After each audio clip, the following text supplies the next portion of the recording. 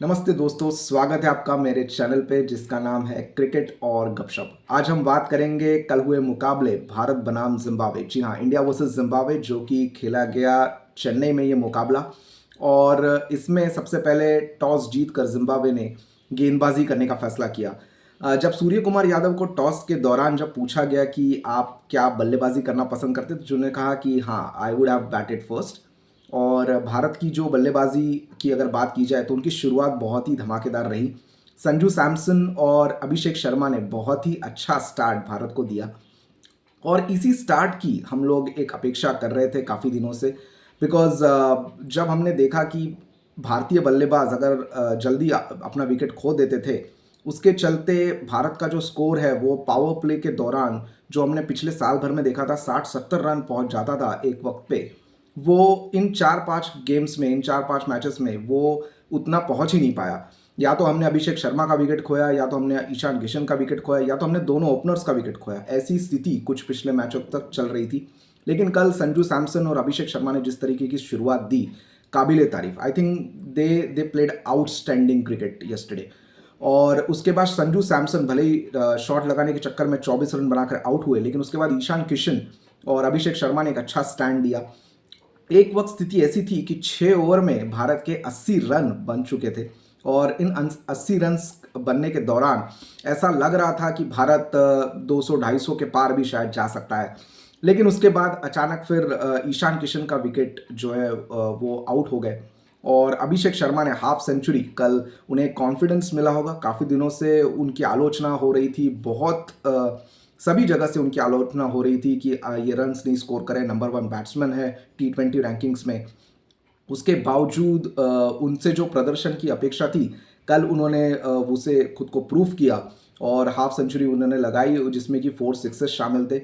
और उसके अलावा ईशान किशन आउट होने के बाद सूर्य कुमार यादव क्रीज पे आए। और जैसे मैंने कल के शो में भी कहा था, प्री मैच एनालिसिस शो में, कि अगर आपका कैप्टन जो है अगर वो फ्रंट से लीड करता है तो एक कॉन्फिडेंस पूरी टीम को, पूरे बाकी प्लेयर्स को भी मिलता है। और सूर्य कुमार यादव ने वही किया।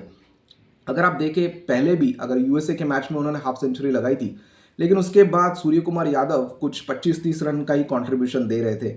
लेकिन वो जो कंट्रीब्यूशन था, वो उनका जो कंट्रीब्यूशन था बड़ा ही स्लो माना जा रहा था, क्योंकि गेंदे वो खेल रहे थे। कल उसके विपरीत उन्होंने बैटिंग की।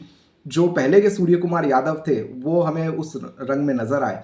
और उन्होंने सिर्फ 13 गेंदों में 33 रन बनाए, जो कि काबिल तारीफ है। क्योंकि इस प्रकार का ही अटैकिंग क्रिकेट हम सब सूर्य कुमार यादव से एक्सपेक्ट करते हैं, और उन्होंने वैसे ही किया।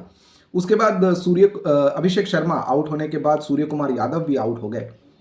और भारत का जो स्कोर है वो 16 ओवर में 187 रन था, जब हार्दिक पांड्या और तिलक वर्मा बल्लेबाजी कर रहे थे।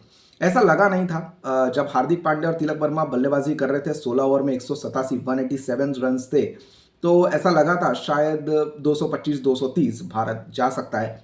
लेकिन जिस प्रकार की बल्लेबाजी तिलक वर्मा और हार्दिक पांड्या ने की, उन्हें मानना पड़ेगा। I mean, they played shots everywhere in the ground. और जिस प्रकार से हार्दिक पांड्या ने लास्ट के ओवर में 2 सिक्सेस जो है वो जिम्बाब्वे के गेंदबाज को लगाए, उससे उन्होंने हाफ सेंचुरी भी पूरी की। और अर्धशतक पूरा करने के बाद उनको भी कॉन्फिडेंस मिला होगा।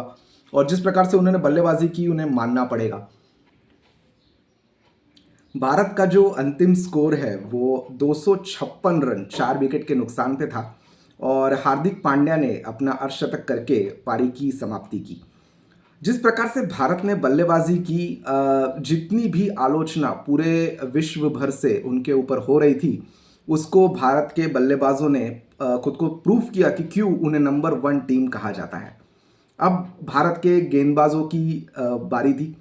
और पारी की शुरुआत, मतलब गेंदबाजी की शुरुआत की अर्शदीप सिंह ने, और दूसरा ओवर जो है वो हार्दिक पांड्या को दिया गया। हार्दिक पांड्या को कल विकेट नहीं मिली, लेकिन अर्शदीप ने एक अच्छी शुरुआत दी, एक अच्छा स्टार्ट दिया।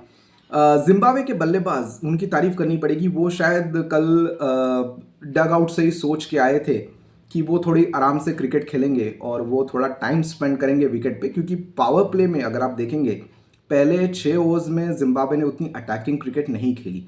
They played beautifully. I think they were trying their best to keep their calm, try to they did not try to lose their wickets, जो कि बहुत ही important था उनके लिए।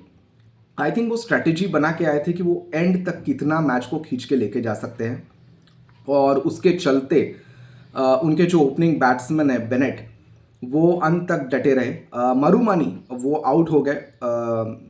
उन्होंने भी कंट्रीब्यूशन दिया है पिछले मैचेस में, हमने देखा है, लेकिन मरुमनी के ज़्यादा रन्स न बनाने की वजह से वो जल्दी आउट हो गए, और उसके बाद का भी विकेट एक बहुत जल्दी गिरा। लेकिन उसके बाद सिकंदर रज़ा और बेनेट, इन दोनों के बीच बहुत अच्छी साझेदारी हुई, और सिकंदर रज़ा और बेनेट ने काफ़ी सारे शॉट्स भी लगाए, जिसके चलते ऐसा लग रहा था कि शायद वो 200 भी एक वक्त पे पार कर सकते हैं। 200 का जो स्कोर है वो पार कर सकते हैं। लेकिन भारत के गेंदबाजों की भी तारीफ करनी पड़ेगी कि उन्होंने उनको रोका, वो पार्टनरशिप ब्रेक की, और सिकंदर रज़ा जो है वो आउट हुए। सिकंदर रज़ा आउट होने के बाद बेनेट अकेले पड़ गए। जो बेनेट इतना अच्छा खेल रहे थे, उन्होंने हर शतक जड़ाई है, और साहिबजादा फरहान के बाद आई थिंक वो सेकंड हाईएस्ट रन्स गेटर है इस T20 विश्व कप 2026 में। तो उनकी भी तारीफ करनी पड़ेगी कि वो अंत तक डटे रहे।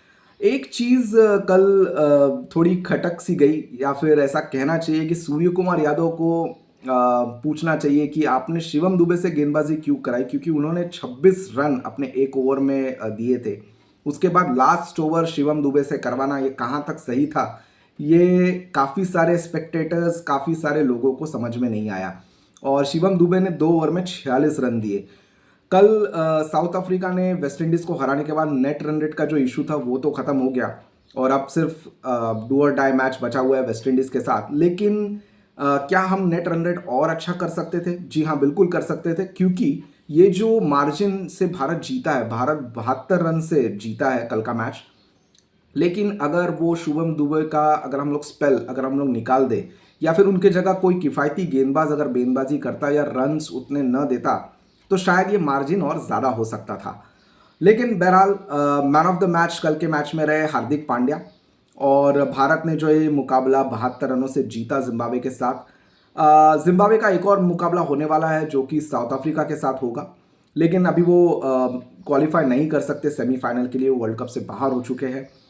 भारत और वेस्ट इंडीज़ का मुकाबला जो है वो 1 मार्च 2026 को खेला जाएगा कोलकाता में, जो कि अगेन डू और डाई मुकाबला है, और एक प्रकार से क्वार्टर फाइनल कहा जा रहा है, क्योंकि इसके बाद ही तय होगा कि कौन सी टीम, या तो भारत या तो वेस्ट इंडीज़, कौन सी टीम सेमीफाइनल में प्रवेश करेगी। अगर आपको ये रिव्यू पसंद आया हो तो मेरे चैनल को प्लीज़ लाइक कीजिए, शेयर कीजिए और सब्सक्राइब कीजिए। बहुत बहुत धन्यवाद। जय हिंद।